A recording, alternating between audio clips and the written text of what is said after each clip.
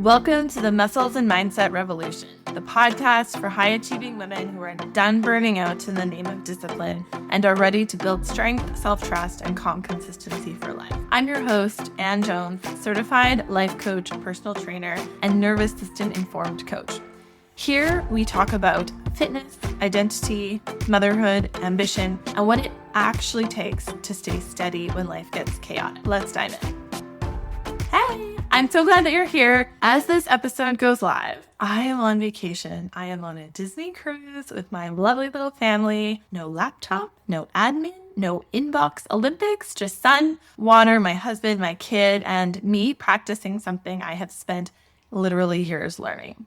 Letting rest feel safe. Because today I want to talk about a pattern that I see in high-achieving women constantly. It's sneaky. It is socially rewarded and it looks like competence and capability, but it is often a nervous system strategy. It is overfunctioning. Overfunctioning is when you keep managing, fixing, checking, doing, planning, improving, controlling, not because anything is wrong, but because doing has become the way your body regulates and you do it well. At one point in your life, it worked for you. It may have even made you successful. Maybe the reason that you've been successful in career or home life. And if you were listening to me right now and thinking, I don't overfunction, I just like being on top of things, having my shit together. Love you so much. That is exactly what an overfunctioning, over-responsible woman would say.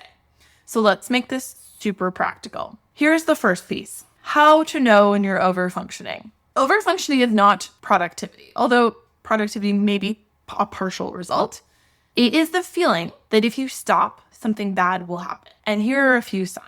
You don't spiral when life is chaotic, or maybe you do, but you definitely spiral when it gets quiet, when the kids are asleep, when the work is done, when you finally have a moment. You reach for your phone without thinking, not because you need information, but because your body wants stimulation. You feel guilty when you rest, or restless, or like you're wasting time. You do just one more thing to feel settled or to get ahead for the next day. And then you do 10 more and you never are actually ahead because you just come up with more things to add to the list. For example, here's what I mean when I say you spiral when it gets quiet.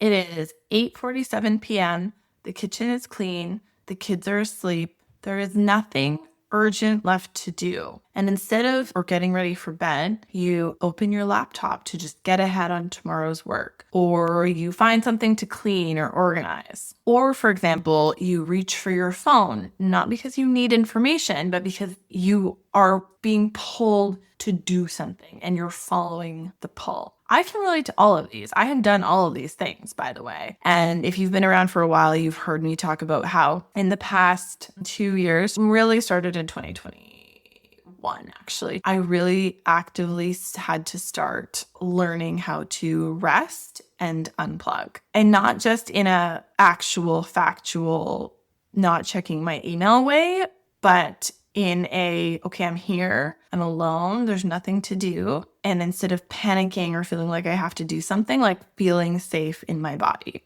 And that took me a while, but I did it. So I know that you can do it too. Your nervous system confuses busyness with safety because stillness feels like exposure or vulnerability. It feels scary. And here's the kicker. Overfunctioning often looks like I'm just being responsible.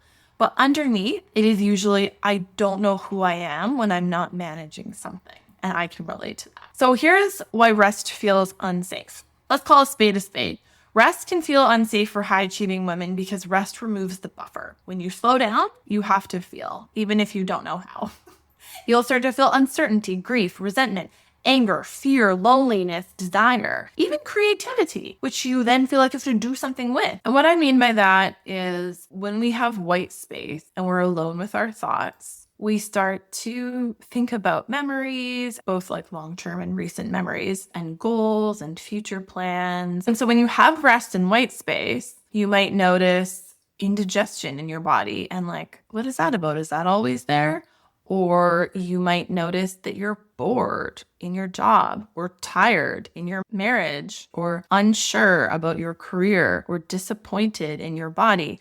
And when you're busy and you're always in motion, you don't have to feel those things. And even more than that, even if you do feel them, I don't have the time to do anything with it right now. Rest takes away your very favorite coping mechanism, motion. So your body goes, excuse me, why are we just sitting here? Where's the problem that we're solving? What am I supposed to be worrying about right now? And this is where so many women start calling it a discipline issue or a willpower issue. I can't stick to my routines. I'm inconsistent. I always fall off track. But the question is not, why can't you push harder? The question is, what does your body think will happen if you stop? Because if rest feels unsafe, you will continue to abandon yourself the second things get quiet or you actually get the thing that you've been working for. More money, more white space, more time. You'll fill the space, even with good things, even with self-improvement, even with more goals. So then we get stuck in the overfunctioning loop. Here's the loop. Step 1, your nervous system gets activated by a circumstance, stress, uncertainty, a transition, a change, boredom, or too much white space. Step 2, your body seeks regulation. Your body's dysregulated, seeks regulation through doing something. And then step 3, doing temporarily calms you. Step 4, your brain labels this as responsible or productive, which is something that you have enforced that you value. So step 5 is you reinforce the belief, I'm safe when I'm busy. Bad things don't happen. But then step 6 is rest starts to feel dangerous. Even joy or enjoyment start to feel dangerous or unsafe because your body thinks busyness is the safety plan. So this loop creates a life that looks very successful and feels tight. And it's often why women struggle with consistency in things like fitness. Not because they don't know what to do, but because doing becomes punishment, pressure, and control, not self-care. I believe it is every woman's birthright to feel good, to enjoy their life. But doing what feels good gets twisted on social media because some women hear that and think, well, eating an entire cake feels good to me, or making my kids' lunches doesn't feel good to me, but like, who's going to do it? So here's the difference. Doing what feels good is not following a dysregulated impulse or a craving. For example, eating the cake isn't what feels good. The relief from the day is what feels good. The reward is what feels good. The cake is just the shortcut, or as I call it with my clients, an SPB, a self-protective behavior. Impulses are usually chasing immediate dopamine. They feel urgent. They feel frantic. It would be very uncomfortable to sit with it and not act on it. Acting on the impulse feels like relief. Whereas what feels good in a regulated way, in a regulated nervous system, often feels like clarity, steadiness, simplicity, slightly stretchy maybe for the comfort zone, but believable and safe. It feels aligned with your long game.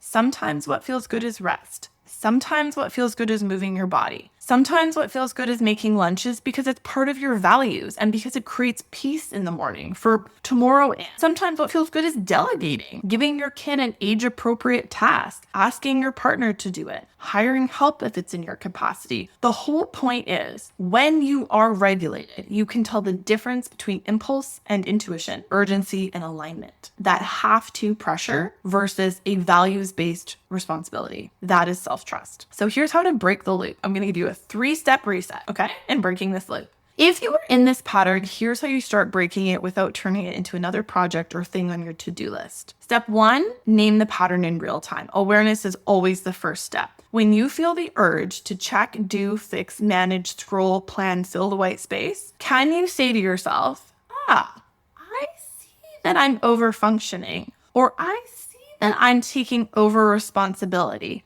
not with shame, just with awareness. That is you interrupting autopilot. Step 2, ask a better question. Not, what should I do right now? But ask, what am I trying to regulate right now? Is it anxiety, boredom, uncertainty, loneliness, transition energy? What need am I trying to meet? And then ask, what would regulate me without more doing? Sometimes it's water, a shower, stepping outside, sunlight, a stretch, 60 seconds of breathing, 2 minutes of breathing, sitting on the floor, listening to a fun song, taking a 10-minute walk, calling your mom, whatever it is. Step 3 is to choose the smallest self-trust action. This is huge. The goal is not to become a new person overnight. This is why usually New Year's resolutions don't work, is because we are anticipating that when the clock turns the next day, we're going to be a completely different person who's done these things consistently that we've never done consistently before. are. No, the goal is to teach your body that it follows through. So choose something tiny, not impressive, but very believable. As James Clear would say, make it stupid simple. Again, 10 minutes of movement, a short walk, stretching beside the bed, one protein forward meal. Lights out 30 minutes earlier, putting your phone in another room for 20 or 30 minutes, literally, and then do it again tomorrow and do it again the next day. And if you miss a day, do it again the next day, because calm consistency is built through proof, not pressure. If this episode hit for you, here is your prompt for today. Where do you overfunction to feel okay? And what is one small act of self-trust you can do today, not to impress yourself or me or anyone else, but to rebuild safety with yourself? If you would like my eyes on your specific pattern, you can book a one-off tune-in session with me. It's part strategy, part coaching, part nervous system, part somatics, and we get you out of the self-abandonment loop fast. I'll put the link in the show notes. And if you know a woman who is so capable, so reliable that she never rests, please send this episode to her. And if you want more of this work, please subscribe to the podcast, subscribe to my Substack. That's where the deeper essays live. I love you, and I'll see you next week.